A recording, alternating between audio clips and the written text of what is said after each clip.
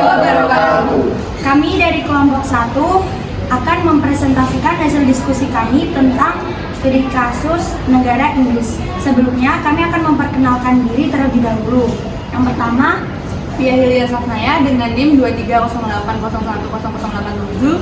Saya Aprilia Wijayanti dengan NIM 230801189. saya Diniar Putri Rinjani dengan NIM 230801082. Saya Neri Zoe di bawah 3 dengan NIM 230801086. Saya Nurina Nabila Hidayat dengan NIM 23080110090. Saya Nida Yuna Arifah Husna dengan NIM 23080101081. Dengan saya Lutfia Kalam dengan NIM 23080101085. Saya Raffi Aditya Ramadhani dengan NIM 230801183. Saya Fanul Duhat dengan NIM 2308188. Perkenalkan, nama saya Elisa Almafibi dengan NIM 23080101084. Bentuk negara Inggris merupakan negara kesatuan yang kekuasaan tertingginya ada di tangan pemerintah pusat. Karena pemerintah pusat itu bertanggung jawab untuk menjalankan undang-undang yang dibuat oleh parlemen. Inggris memiliki sistem pemerintahan yang dikenal sebagai monarki konstitusional atau monarki parlementer.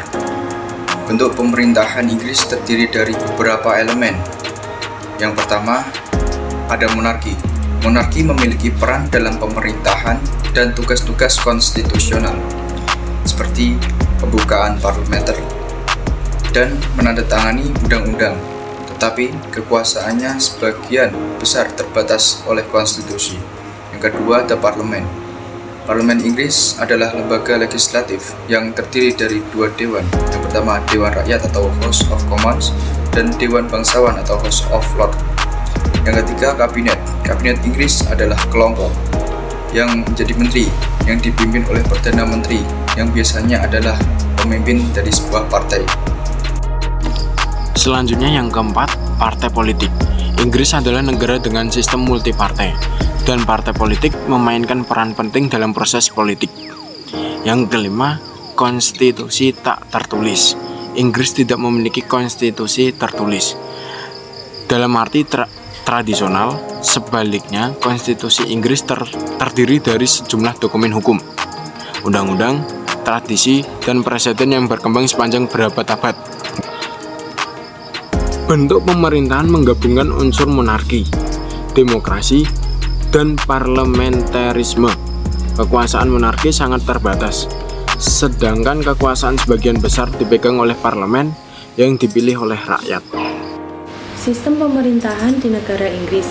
Sistem parlemen yakni sistem pemerintahan yang dimana parlemen memiliki peranan yang sangat besar dalam pemerintahan. Pada sistem parlementer, parlemen memiliki kewenangan untuk mengangkat perdana menteri dan menjatuhkan pemerintahan yang sedang memimpin.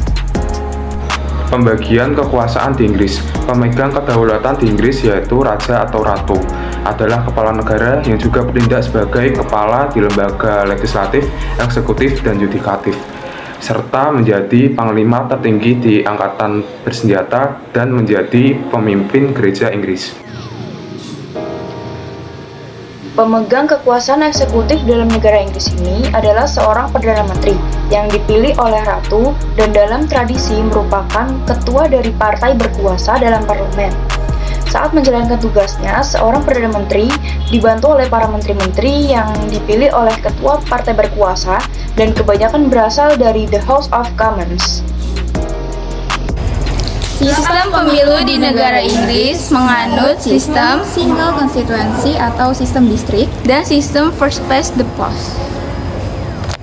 Single member constituency atau sistem distrik merupakan sistem pemilihan di mana suatu wilayah atau negara dibagi ke beberapa distrik pemilihan dan kandidat yang mendapatkan suara terbanyak akan langsung mengambil seluruh suara tanpa memperhitungkan selisih dari suara tersebut. Sistem first past the post. Sistem ini merupakan variasi dari sistem distrik di mana pemenangnya adalah calon yang memiliki suara terbanyak.